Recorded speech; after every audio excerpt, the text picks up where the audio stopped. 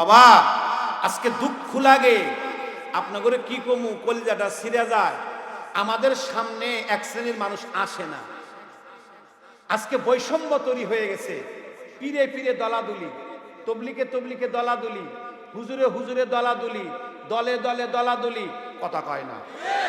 নেতায় নেতায় দলাদুলি, কেউ কাউকে সম্মান করে না।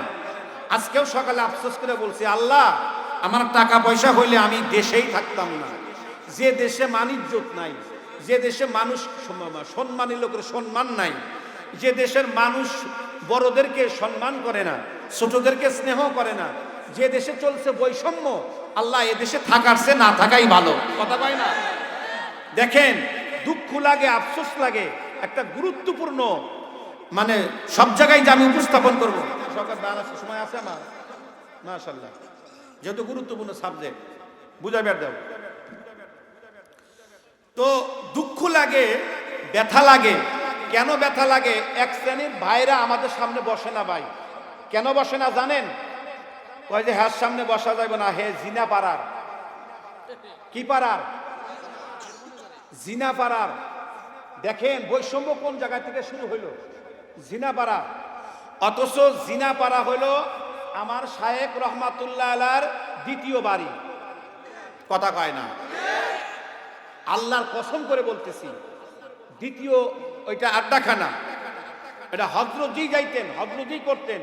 আর জিনাপাড়া শায়েখ হলো আল্লামা রসুলপুরি রহমাতুল্লাহর একটা চোখ।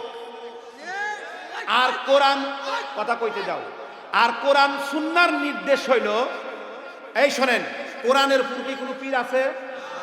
কোনো কুতুব আছে? কোনো গাউস আছে? সবচেয়ে বড় কোরআন সুন্নাহ। কোরআন সুন্নাহর উপরে কেউ নাই, কথা বলেন। তো কোরআন সুন্নাহর একটা মাসআলা হলো, বসতে দেন, তাড়াতাড়ি বসতে দেন, ওদের লাইন না কেটে দেন, লাইন কেটে গেলে কিন্তু আর বাড়াইব না জবান দিয়ে।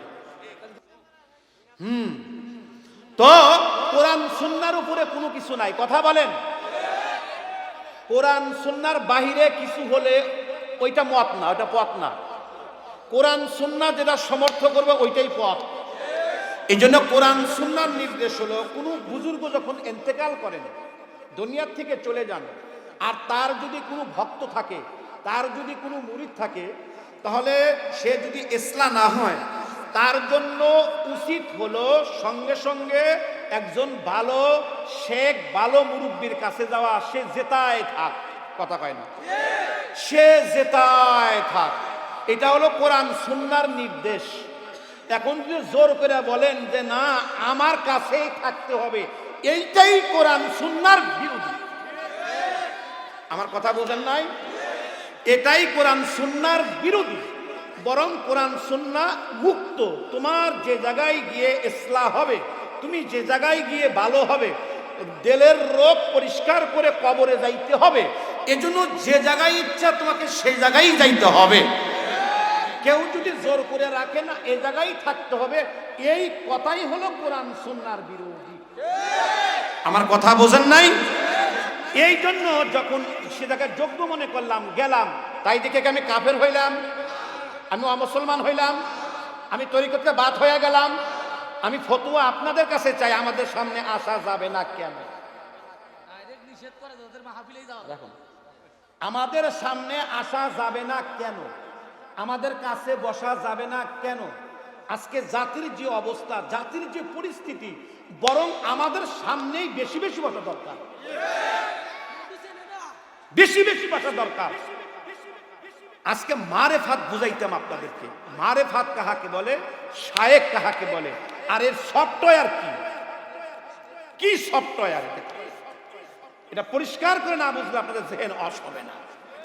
দেখেন সংক্ষিপ্তভাবে বুঝাইতেছি, শরিয়াত এবং মারেফাত।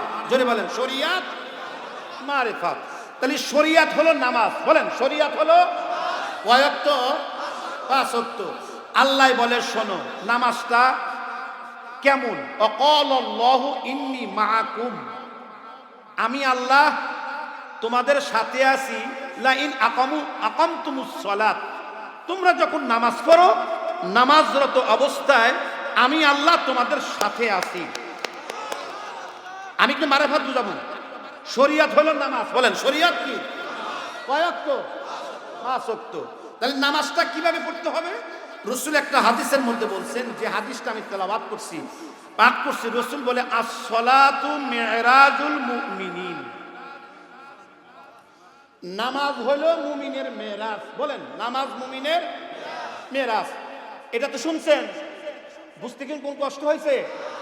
এইটা খালি জীবন ভরা শুনছেন, এটা আমরাও শুনছি, ওস্তাদরা পড়াইছেন, আমরাও পড়ছি। হুকমে দারুল উলুম মাদ্রাসা ছাত্র আমি, সেই জায়গায় আমাকে হুজুররা পড়াইছে, আমরাও পড়ছি, আপনাদেরও শুনাই। আস-সালাতু মি'রাজুল মুমিনিন, নামাজ হলো মুমিনের মেরাজ। মেরাজ কারে বলে এটাও তো বোঝা দরকার। মেরাজ কি? তো মেরাজের সংক্ষিপ্ত একটা কথা, শুধু এতটুকু বলি, বিস্তারিত লম্বা ওইটা বলা সম্ভব না। মেরাজের শাব্দিক কথা হলো, সংক্ষিপ্ত কথা হলো, যাহার মাধ্যমে আল্লাহর সাথে দিদার হয়েছে। বলেন যাহার মাধ্যমে আল্লাহর সাথে দিদার হয়েছে, এটাকে বলে মেরাজ। রাসূল বলে নামাজও মেরাজ। বলেন রাসূল বলে নামাজও মেরাজ। এখন প্রশ্ন হলো যে নামাজ তালি দিদারের মাধ্যম, নামাজ দিদারের মাধ্যম, নামাজের ভিতরে আল্লাহরে দেখা যায়, সুবহানাল্লাহ কয় না? তাহলে রাসূল এই কথা বললো কেন? তাইলে বোঝা গেল। আমি জিজ্ঞাসা করতে চাই, বলুন কোনোদিন কি দেখা হয়েছে? জোরে কোন। এইটা হলো মারেফাত, এই দেখা হইলো মারেফাত। আল্লাহু আকবার।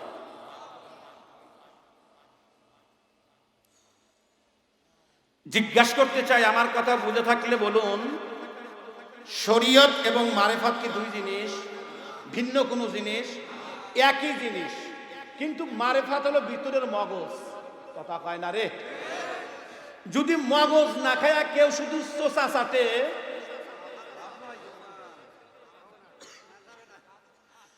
আল্লাহু আল্লাহ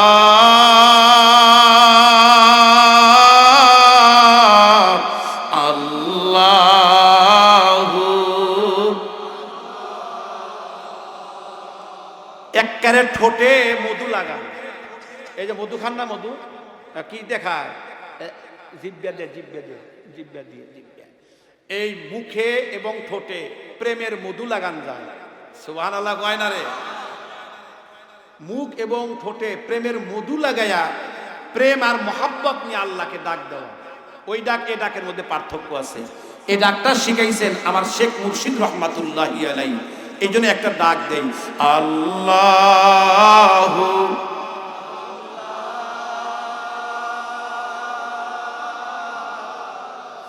আল্লাহু আল্লাহ।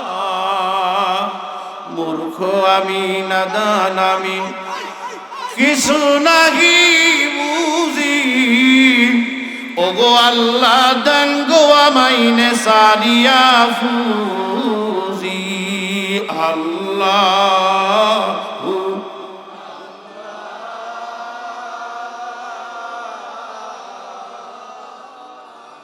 আল্লাহু আল্লাহ। হায় হায়,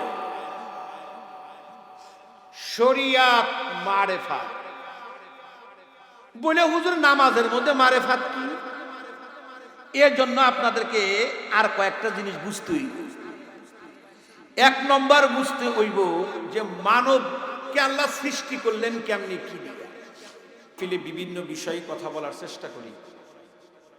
আজকের এই মাহফিলে এই বিষয়টা এই জন্য বেছে নিলাম, কারণ এই জায়গায় আল্লাহর এক ঝাঁক আপনাদের পাশাপাশি কিছু মোরাকাবা মুশাহাদার সবকের লোক আসছেন। প্রশ্ন করতে পারেন, হুজুর মোরাকাবা মুশাহাদা কারে বলে? এটা কোরআন হাদিস দ্বারা কোনো দলিল আছে কিনা? তাহলে আমি বলবো, চলুন এটা রাসূলুল্লাহ সাল্লাল্লাহু আলাইহি ওয়াসাল্লামকে জিজ্ঞাসা করি। ওগো রাসূল, আমরা যে মোরাকাবার মুশাহাদা বলি, আপনার হাদিসের দৃষ্টিকোণে এটা কতটুকু গ্রহণযোগ্য?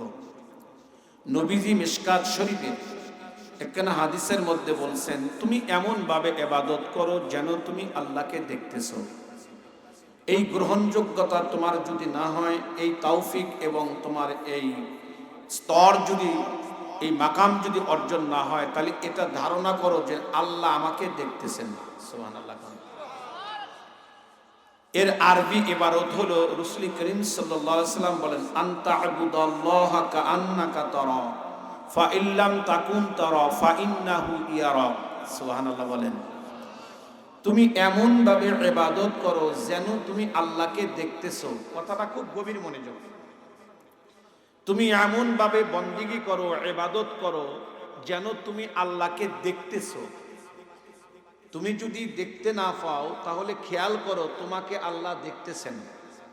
আমি জিজ্ঞাসা করতে চাই, বলুন তো আল্লাহ আমাদের দেখে কিনা? একটু জোরে বলেন। যদি কোনো মানুষ একদম আটলান্টিকা মহাসাগরের তলে গিয়েও কোনো গুনাহ করে, আল্লাহকে দেখে? যেটা কেউ দেখে না সেটা দেখে কে? যেটা কেউ বোঝে না সেটা বোঝে কে? কেন? বলে আল্লাহ ইন্নাল্লাহা আলা কুল্লি শাইইন কাদির, কেবলমাত্র সবেমাত্র একক সত্তা তিনি, যিনি আল্লাহ, যার চোখের আড়াল থেকে জ্ঞানের বাহিরে কোনো কিছু নয়। সুবহানাল্লাহ বলেন। এই জন্য মুরাকাবা, মুশাহাদা, তুমি আল্লাহকে দেখতেছো, এটা হলো মুশাহাদা। সুবহানাল্লাহ। তুমি দেখতে পারো না যেন তোমাকে আল্লাহ দেখতেছে, এটা খেয়াল করো, এটা মুরাকাবা। মুরাকাবা প্রথম স্তর, এরপরে মুশাহাদা, যেটা দেখে দেখে সাক্ষী দেওয়া। সুবহানাল্লাহ বলেন। দুইটা দুই জিনিস। তাহলে সংক্ষিপ্তভাবে বুঝাইবার চেষ্টা করলাম, হাদিসের আলোকে এটা বুঝলাম, মুরাকাবা মুশাহাদা আছে। কথা কয় না? মুরাকাবা মুশাহাদা আছে। প্রশ্ন হুজুরি, যে আপনারা যে মাঝে মধ্যে মারেফাত করেন, এটা কোন জিনিস? এটা কি কোরআন হাদিস সমর্থ করে কিনা? এবং মারেফাত এটা কোরআন সুন্নাহর বাহিরে কোনো বিষয় কিনা এবং শরীয়তের বাহিরে কিনা? তাহলে আমি আপনাকে প্রথম প্রশ্ন করব, ভাইও, আমরা যে ফলগুলি বক্ষণ করি, বিভিন্ন রকমের ফল, কথা বলেন, কি কি ফল বক্ষণ করেন সচরাচর? কলা, লিচু, আম, পেয়ারা, ভাঙ্গি, তরমুজ, আর কি কি আছে? কাঁঠাল, আর কি আছে? কুল মানে বড়ই, আর কি আছে? হ্যাঁ, বেদানা, মালটা। হ্যাঁ, আল্লাহর অসংখ্য নিয়ামত, ফল। সুবহানাল্লাহ কোন? তাহলে আমি একটা প্রশ্ন করি, বলুন তো ভাই, ফল দুটি জিনিস দ্বারা, একটি হলো উপরের খোসা, যাকে বলে চামড়া, কি বলে? ভিতরে হলো আসল মগজ, ফল ভিতরে। বলুন তো এই ফল, ভিতরে মগজ এবং উপরে খোসা, কোনটাকে ফল বলে, কোনটাকে মগজ বলে? বা দুইটা একটা আলাদা কিনা? কথা কয় না। তাহলে কি চামড়া কি আলাদা থাকে? কোথায় থাকে? আচ্ছা, দুইটাকে যদি আলাদা করেন ফল থাকে? কথা কয় না। আচ্ছা, দুইটাকে যদি আলাদা করেন, এই ফল কেউ খাবে? যদি ফিরি দেয় তাহলে কি বুঝলেন? তাহলে ফল যেমন খোসাকে আর মগজকে আলাদা করা যায় না, একসাথেই এক ফল। চামড়া আবরণ, খোসা আর ভিতরের মগজ একত্রের নাম কি? কথা বলেন। তাহলে দুইটা একই জিনিস, একত্রের নাম একটা ফল। ঠিক শরিয়াত এবং মারেফাত একই বস্তু, এটা ভিন্ন কিছু না। তবে কেন মারেফাত? যদি শরিয়াত ছাড়া কোনো মারেফাত হয়, যেমন খোসা ছাড়া যদি মগজ হয়, ওই ফল যেমন কেউ খায় না, ঠিক তদ্রূপ শরিয়াত ছাড়া যদি কোনো মারেফাত হয়, ওই মারেফাত জিন্দেগি, ওটা কুফরি ছাড়া কিছু হইতে পারে না। কথা বোঝেন নাই? এই জন্য শরীয়ত আগে। বলেন শরিয়াত, জোরে বলেন শরিয়াত, এরপরে মারেফাত। আমাদের দেশে এমনও আছে, বর্তমান আমরা পীর মুরিদির আলোকে কথা বলি, কিন্তু এক শ্রেণীর মানুষ এই পীর মুরিদি দেখতেই পারে না, কথা শুনতেই পারে না। পারে যে না, তার পিছনেও কারণ আছে। কারণ যে ব্যবসায় যত লাভ, ও ব্যবসায় তত নকল। কথা কয় না। আর বাংলাদেশের মানুষ নকলে পাকা, একবার দেখবে এক লুঙ্গি কেমনে করে আবিষ্কার করছে, উনি আবার পরবর্তী ওইটাই আবিষ্কার করবে, নকল। তাহলে যেই জিনিসের আসল আছে সেই জিনিসের কি আছে, নকল আছে। নকলের কখনো কি হয় না, আসল হয় না, এটা ভালো হয় না। অতএব যদি শরীয়ত ছাড়া কেউ মারেফাত করে এটা কোনোদিনও গ্রহণযোগ্য না। কিন্তু আমাদের বাংলাদেশে এমনও কিছু দরবার আছে, শেখ আছে, যারা শরীয়ত ছাড়া শুধু মারেফাত নিয়ে পড়ে আছে, এমন দরবার দুই একটা জানা আছে না নাই? তাহলে শরীয়ত ছাড়া মারেফাতের কোনো গ্রহণযোগ্যতা নাই। এই জন্য শরীয়ত আর মারেফাত বলে, হুজুর একটু বিস্তারিত বলেন মারেফাত কি জিনিস, এর আসল ব্যাখ্যা কি, এর আসল রূপটা কি? বলে মারেফাতের এক কথা এর অর্থ হলো পরিচয়। বলেন কি? জানা, বোঝা, উপলব্ধি, যেটাই বলেন। কার পরিচয়? একটু জোরে বলেন না। আল্লাহর পরিচয়। বলে হুজুর তাহলে মারেফাতে লাভ কি? বলে মারেফাত আমরা এজন্য মানুষকে বুঝাইবার চেষ্টা করি, আমাদের মনীষীগণ, আকাবিরগণ, এমনকি কোরআন সুন্নাহ আমাদেরকে এজন্য বুঝাইবার চেষ্টা করেছেন যাতে করে শরীয়তের উপর আমল আসানির সাথে, মোহাব্বতের সাথে আরো ভালো করে করা যায়। সুবহানাল্লাহ বলবেন না একটু? কথাটাই ধীরে ধীরে বলতেছি, সুর দিয়ে এই কথাগুলো সুর দিয়ে বুঝান যাবে না। কথা কি বুঝছেন? কঠিন একটা বিষয় তো, সুর দিয়ে বুঝান যাবে না। এই জন্য গভীর মনোযোগ। কারণ যখন আপনি মোহাব্বত নিয়ে শরীয়তের উপর আমল করবেন, আপনার রোজা সহজ হবে, হজ সহজ হবে, কথা বলেন, দান করা সহজ হবে, পর্দা করা সহজ হবে, সত্য বলা সহজ হবে, ইসলামী আন্দোলন করা সহজ হবে, জিহাদ করা সহজ হবে, কথা কয় না। আল্লাহর রাস্তায় জীবন দেওয়া সহজ হবে, সোনালী সমাজ গড়া সহজ হবে। কেন হবে? আপনি যা বুঝেছেন মোহাব্বত নিয়ে বুঝেছেন। আপনি যদি শরীয়তকে পরিপূর্ণ বুকে ধারণ না করতে পারেন, লালন না করতে পারেন, যদি ভালো না বাসতে পারেন, আপনার দ্বারা আমল হওয়া সম্ভব না। এই জন্য মারেফাত খুব জরুরি। কেন জরুরি? শরীয়তের উপর পূর্ণাঙ্গ আমল করার জন্য। বলেন, শরীয়তের উপর পূর্ণাঙ্গ আমল করার জন্যই হলো মারেফাত। অতএব মারেফাত আলাদা কোনো বস্তু নয়, এটা কোরআন সুন্নাহর সমষ্টি। আলহামদুলিল্লাহ, একটু জোরে বলেন। এখন আসেন একটু বিস্তারিত করে ভালো করে বুঝবেন মারেফাত কি জিনিস, শরীয়ত কি জিনিস। এই জিনিসটা আমি সংক্ষিপ্তভাবে বুঝাবো। বাস, শরীয়ত হলো, আল্লাহ রাব্বুল আলামিন বলছেন আকিমুস সালাহ, তোমরা নামাজ কায়েম করো। সুবহানাল্লাহ কোন? অর্থাৎ আমরা বুঝি নামাজ পড়ো। বলেন কি করো? নামাজ পড়ো। বলুন তো নামাজ কয় ওয়াক্ত ফরজ? একটু জোরে কোন? বলেন তো ঘোরশাল এলাকায় দুই একজন কি দুই এক ওয়াক্ত কম পড়ানেওয়ালা মানুষ আছে? 5 ওয়াক্ত একবারেই পড়ে না এমন মানুষই কি আছে? জোরে কোন? আবার এমন মানুষও আছে 5 ওয়াক্তই পড়ে, আছে না নাই? 5 ওয়াক্ত শুধু পড়ে না, আবার তাহাজ্জুদও পড়ে, এমন মানুষ আছে না নাই? আবার এমন মানুষও আছে 5 ওয়াক্তর মধ্যে 1 ওয়াক্তও পড়ে না, এমন মানুষ আছে না নাই? প্রশ্ন, তিনি পড়ে না কেন? ইনি পড়ে কেন? আবার তাহাজ্জুদ বাড়তি পড়ে কেন? বলে ইনি পড়ে, এনার অন্তরে আল্লাহর ভালোবাসা সিটিং হয়েছে। কথা বলেন। এই জন্য মারেফাত কি জিনিস বলে সহজ করে বুঝাই, যদি ওই ব্যক্তির অন্তরে আল্লাহর পরিচয় থাকতো, আল্লাহকে জানা থাকতো, আল্লাহকে বোঝা থাকতো, তাহলে উনি কি করত? উনি মসজিদকে বাসরঘর মনে করত। কারে কই, কারে বুঝাই? হ্যাঁ, এইটা কি হইতো? প্রত্যেকটা মানুষ মসজিদকে বাসরঘর মনে করত। যেমন প্রত্যেকটা মানুষের জীবনী বাসরঘর আসে। কি ঘর আসে? আমাদের এসেছিল, অনেকেরই আসবে। যতগুলি রাত থাক, একজন মানুষের কাছে এই বাসর রাতটা বড় আনন্দের। কেন আনন্দের? বলে সেই জায়গায় গেলে আমার মনের মানুষটাকে আমি পাবো। এই জন্য কোনো যদি পীরও নিষেধ করে, বাবা আজকে যায়ও না ওই ঘরে, তাও মানবে না। কথা কয় না? যদি বড় বড় সাপও দিয়ে রাখেন, এর ঘরে ঢোকা যাবে না, প্রয়োজনে মেরে হলেও যাবে। কেন তুমি মেরেই যাইতে চাও? তোমার জানের ভয় নাই, জোর করেই ঢুকতে চাও। কেন যাইতে চায়? বলে ঘরে একটা জিনিস আছে। ও ঘরে কি আছে? জিনিস আছে। ওই ঘরের যে জিনিসটা আছে ওনার সাথে আমার পরিচয় আছে, ওনার মহাব্বত আমার সিনার মধ্যে আছে। অতএব দুনিয়ার কোনো বাধা আমাকে বারণ করতে পারবে না, আমি ঘরে যাবই। যারা পড়ে না তারা আল্লাহর পরিচয় নাই। বলেন কি নাই? আল্লাহর পরিচয় নাই। ওরা যদি আল্লাহকে চিনতো, আল্লাহকে বুঝতো, আল্লাহকে মনে করত, ওদের বাধা দিয়েও রাখা যাইতো না। কেন রাখা যাইতো না? ঘরে একটা জিনিস আছে।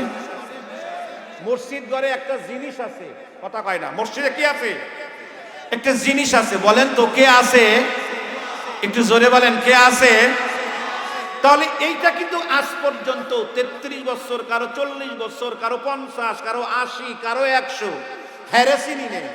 কোন রকম যা পড়ে আসতেছি একের তাড়াহুড়া করি। তো রব্বে কারিম বলেন নামাজ তো শরিয়াত, কয়েকত, একটু জোরে বলেন কয়েকত। বলে এই শরীয়ত, এটা শরীয়ত, এটা নির্দেশ 5 ওয়াক্ত। কেউ যদি 4 ওয়াক্ত করে হবে, কেউ যদি আবার 10 ওয়াক্ত করে হবে। মুহাব্বত করে বললেন নামাজ যাক 5 না, আল্লাহ আমি আজ থেকে 50 ওয়াক্ত পড়ব, হবে। বলে এটা শরীয়ত, যাহার ভিতরে কমানো যায় না, কথা কয় না। শরীয়তের বিধান এমন একটা বিধান যা কমানো যায় না, বাড়ানো যায় না। তাহলে এখন ভালো করে আসেন, এইবারও বোঝেন। তাহলে এতদিনে আমরা পড়লাম, এতদিনে আমরা বুঝলাম, নামাজ পড়লাম, নামাজ বুঝলাম, কিন্তু নামাজের মারেফাত কি, এর হাকিকত কি, এইবার একটু নিয়ে আলোচনা করবো আপনাদের। তাইলে বুঝে আসবে শরীয়ত কাহাকে বলে, মারেফাত কাহাকে বলে, আর আমরা কেন এত মারেফাত মারেফাত করি। কি আমি যদি বুঝাইতে সক্ষম হই তাহলে আমার কাছে ওয়াদা দেন, এটা করতে কি কোনো সমস্যা আছে? কেন সমস্যা নাই? বলে যখনই আমার মারেফাত অর্জন হবে, আমার এই জীবনটা আল্লাহকে দেওয়া সহজ হবে। কি কথা ঠিক না? যখনই মারেফাত অর্জন হবে না, আমার ভয় লাগবে, আমি জিহাদের ময়দানে যাব না, যদি আমাকে মেরে ফেলে, কথা কয় না। আর যখনই দেখবেন যে না, তার পরিচয় পাইছি, এই যে তিনি, আরে গেলেই বাসি, গেলেই বাসি, এই জন্য মারেফাত। বলেন এই জন্য কি মারেফাত? তাহলে এই জন্য একটা আয়াতে কারিমা তেলাওয়াত করছি মারেফাত বোঝানোর জন্য। সালেক যারা আছো পণ্ডিতি করে বিভিন্ন ঘুরো না, কিছু পণ্ডিত আছে, পণ্ডিতরা একটু সামনে বসো। পণ্ডিতরা এই কথাগুলি সবসময় সব জায়গায় পাইবা না, আর আল্লাহ সবসময় সব কথা জবান দিয়ে বের করেও না। এটা আল্লাহর ইচ্ছা, বক্তার কোনো ক্ষমতা নেই। মুরব্বীদের দোয়াও থাকতে হয়, আল্লাহর সাহায্যও থাকতে হয়।